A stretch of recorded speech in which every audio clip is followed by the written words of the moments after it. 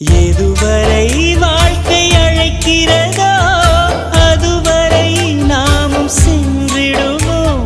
விடை பெறும் நேரம் வரும்போதும் சிரிப்பினில் நன்றி சொல்லிடுவோம். பரவசம், இந்த பரவசம் எந்நாளும் நெஞ்சில் தீராமல் எங்கே வாழுமே. கடவுள் தந்த அழகிய வாழ்வு